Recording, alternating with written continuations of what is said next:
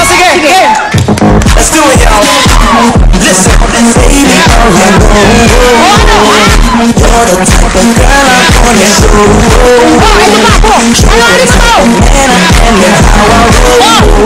Yan lang ang magpapakita mo.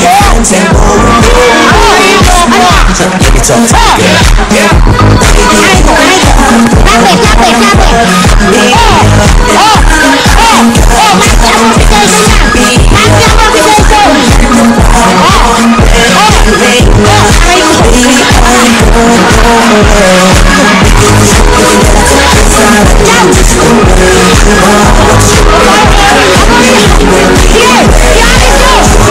me talk to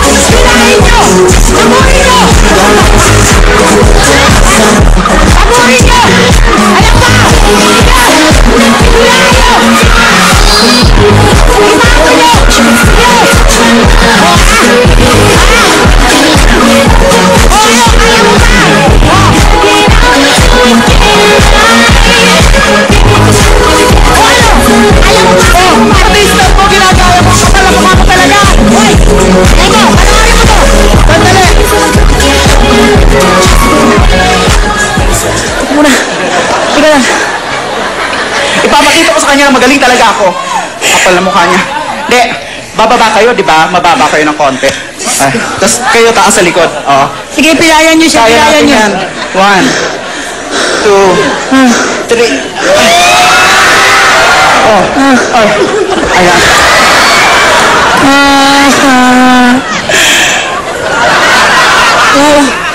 Nasaan ka? Dito lang ako eh. Sino kayo? Ba't kayo nandito?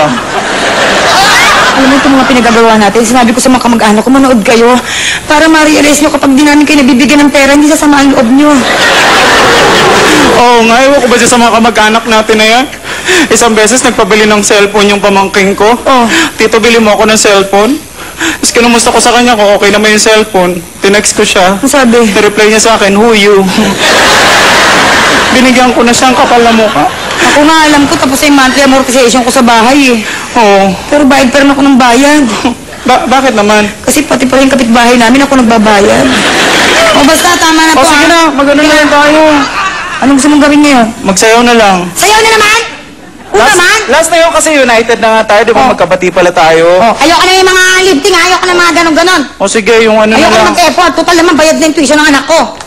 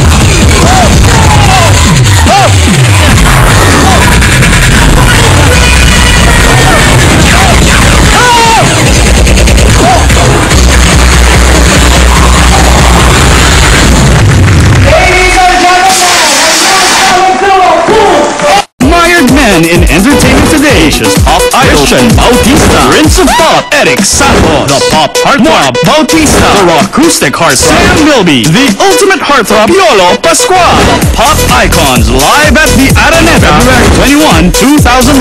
Tickets, please call Ticketnet.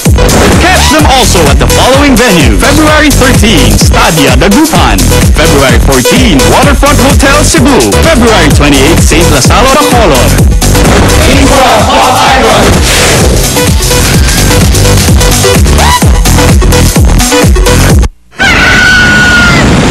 Oh, ba't nandito ka na? Night shift ka, di ba? Leave ako, kuya. May lagnat ka. Sakit nga rin ang katawan ko. Malala pa ang sipon mo. Eh, hindi lang basta lagnat yan. Flu na yan. Dapat by flu. Yan mo, tol. Under time ako mamaya. Salamat, kuya. Sa oras ng flu, magtiwala sa eksperto. BioFlu. Ito ay may flu fighters na nilalabanan ng flu at mga sintomas nito. Kaya babangon ka sa BioFlu. Unilab yan.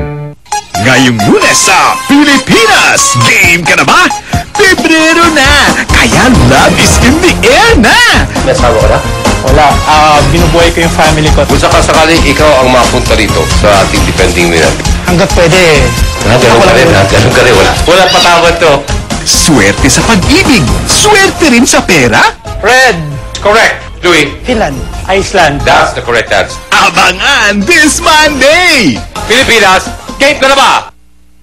Ano man ang kanilang titulo, Ginang tubaan sa Cebu. Ginang kababayan ng Manila. Yan ang San Martin de Porres. lahat pantay-pantay dito! Congratulations kasi you're one of the best shows. Sa buong mundo, ito ang pinapanood. Sana mapanood rin ako. The U.S. Ambassador Christy Kelly! It's a fiesta. It's a party every day at lunch. We love your show. Dahil kayo ang winner sa ganda at talino! Ako pinakamaganda sa barangay namin. Siguro yung magkaroon ng stable na work kasi sa panahon ngayon talagang tumataas na yung rate ng unemployment. Sa programa ng bawat Pilipino. It's really truly an experience to be here in the show. Mr. M, ang galing-galing mo.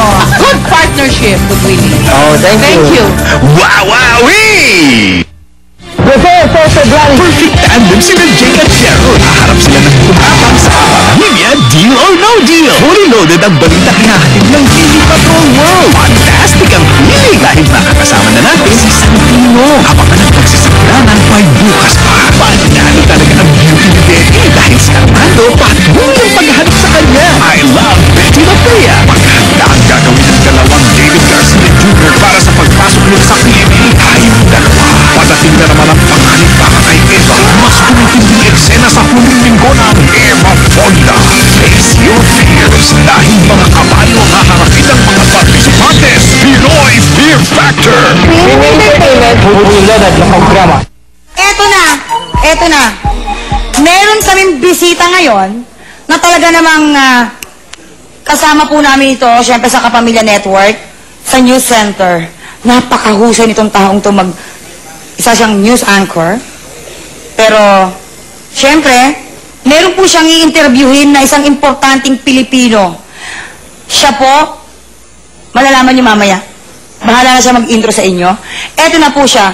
Please welcome, from TV Patrol, Mr. Julius Bangaw! Pansamantala po namin pinuputol ang inyong maligayang panonood. Makakapanayan po natin live dito po sa Las Vegas, Nevada. Ang People's Champ ang nag-iisang pambansang kamao. Palakpakan po natin, Manny Pacquiao! Ladies and gentlemen, let's get ready to rumble! Kumusta na ang mayaman? Manny! Masyado kage. Huwag naman sabihin na mayaman kasi baka masilip tayo ng BIR eh. Manny, palabiro ka talaga, Manny. Kumusta naman? Gaano kalaki ang iyong mga napanalunan na? Hindi ko pwedeng sabihin yun kasi secret. Manny, nakakatawa ka talaga. Manny, pare, itong mga napanalunan mo, saan mo to dinala? Madami naman akong mga pinagdala ng mga napanalunan ko. Actually, nati-hati ko to sa madaming hati eh. Katulad ng? Yung isang hati sa orphanage, yung isang hati sa simbahan, tapos yung kalahati ng kalahati, siyempre sa mga bata. Yung kalahati ng maliit na hati, hinati ko para sa mga hayop. Hindi, Sino yung mga hayop? Nag-ano na rin ako ngayon eh. Nag-adapt na rin ako ng mga hayop, mga leon, mga tigre, ganun. Ayan. Kasi gusto kong maging leong